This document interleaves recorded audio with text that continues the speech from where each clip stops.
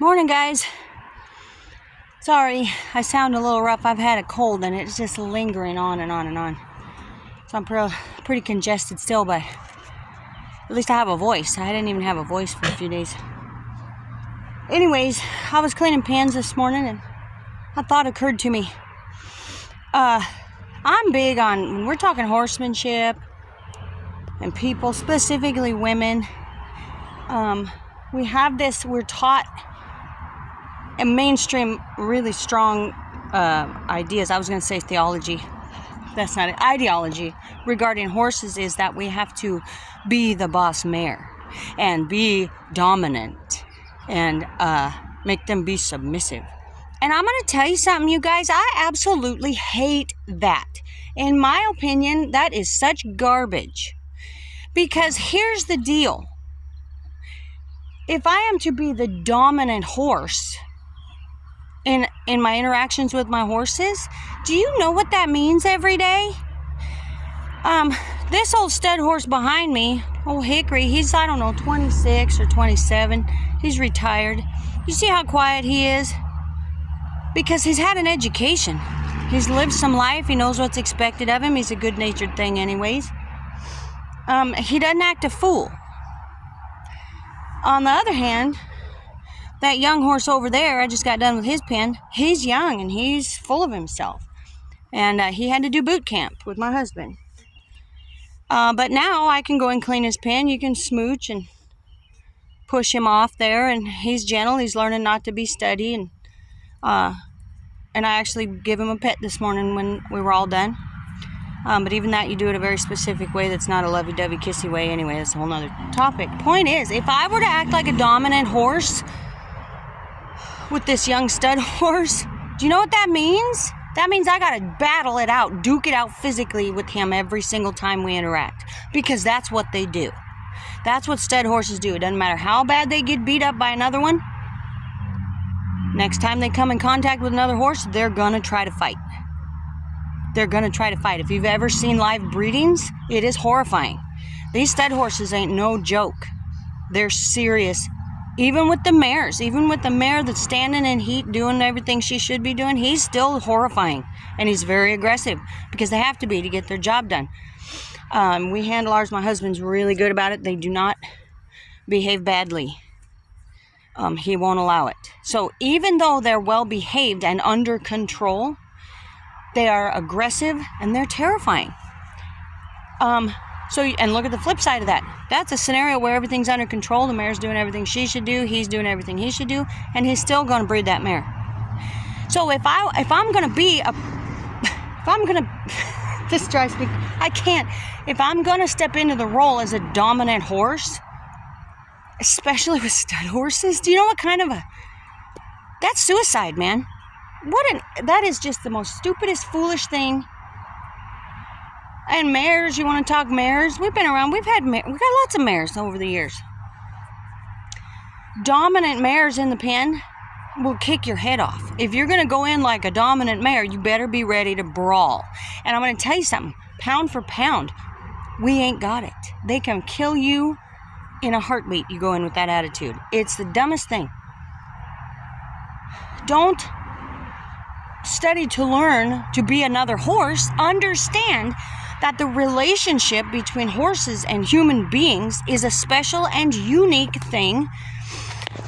We need to understand their psychology a little bit, understand what makes them tick. For example, my husband is very good at what he does. He's been training and shoeing horses professionally for over 50 years at a high level. Race horses, cutting horses is his passion, but he's done, you name it, rail horses, halter, hunter jumpers, he's trained some barrel horses.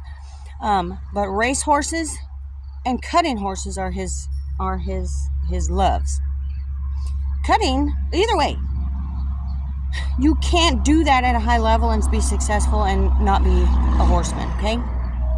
One of the things he says is horses are always thinking about what comes next. I'm not going to explain to you what that means or what it looks like in application because it's impossible to do in a short time, or even you just have to live it out and get instruction while you're doing it. But my point is, he encapsulates an idea that helps us understand them, that helps us then understand and be deliberate in the actions we take with them, and it frames our expectations, helps us interpret the feedback we're getting. So yes, we need to understand them, and we need to study to show ourselves approved for our skill and our trade and our craft. If you go into it ignorant and never learning anything, you just look like some yahoo ram and jam idiot that can get by some horses, and some horses they can't. But if you want to be a horseman, you cannot treat it like you are a horse, because you're not. And that's my point. We're not horses. So we can't step into a horse role, just the same as I'm going to tell you right now. I call this out too. These beautiful, majestic creatures are not our children, and they're not our dogs. So don't treat them like that. All you're doing is asking for trouble. You make your life harder and more dangerous. You make their life harder and they become dangerous. And then you've basically condemned them, because if they're hurting people, they don't have a life. They're not going to have a life, or not for long. Don't try to be something you're not. Don't try to make them something they're not. And the whole reason I went through all that is to say this. This is no different, Christians. In our life with the Lord, as we're seeking our calling and the things to do that He has for us to do, it is futile to look around at other people who God is using and to try to be that. So if you have it in your head, well, I need to be a pastor, or I need to be an evangelist. But what if that's not your calling? What if that's not your calling? You're going to try to fit a square peg in a round hole, and it creates ripples effects, just like it does with our horses when we go into them with the wrong ideas. Makes another stud horse behind me. It makes problems for everybody involved, because everything is distorted when you try to perform something of which you are not. Women, we do this. It's terrible. We're always comparing ourselves to other women. And it can be really devastating. It can get in your head, and then it starts affecting everything you do. And that can happen in our, hey Bubba, in our Christianity, in our walk with the Lord too. We can pick somebody out of our, in our congregation or whatever, and decide that needs to be our calling. Whatever they're doing, that's what Charlie Kirk is a prime example. I love that guy. I love watching his debates. The dude is gifted. And I look at that and I'm like, man, because I am not a gifted debater. Oh, Lord. I get lost. I don't make good points. I mean, when I have the Holy Spirit on me, He will take care of that for me in a scenario. But that is not my calling, to go out and debate with people about stuff. But that guy, man, is he gifted. Man, is he gifted. And so I can be encouraged by that. I can be entertained and lifted up by the work that he is doing, and how and I can even learn from that. But I don't need to look at Charlie Kirk and be like, well, that's what I should be doing. If I'm a Christian and God's going to use me, then I need to go out and debate college students. And he does a whole bunch, but we'll just leave it at that. Because what if that's not, if I did that, what a fool. Oh, mercy sakes, I'd be a fool. Would not go far. If I had a following, it would be because they all laughing at me. And that won't last. So don't try to be something you're not. Let the Lord tell you who you are, what your calling is, and let Him lead you into that.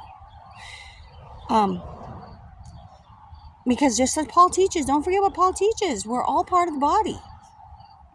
Even the uncomely parts. We all have a purpose. We all have a function, and it's beautiful. And so don't try to be something you're not. And don't expect those around you to fit into something they shouldn't. Round peg in a square hole, or vice versa. Don't do that. Let the Lord define for you who you are. And it's real easy with these horses because you know what? I'm standing here on 2 legs. That makes me a person. And he's standing there on 4 legs, which makes him a horse. I don't have to go any further than that. Now I just need to study and practice and do my job. So that's my thoughts for today. I'm losing my voice again already. And so I hope this encourages you. And we can learn an awful lot from just our everyday doings if you listen. I'll catch you guys later.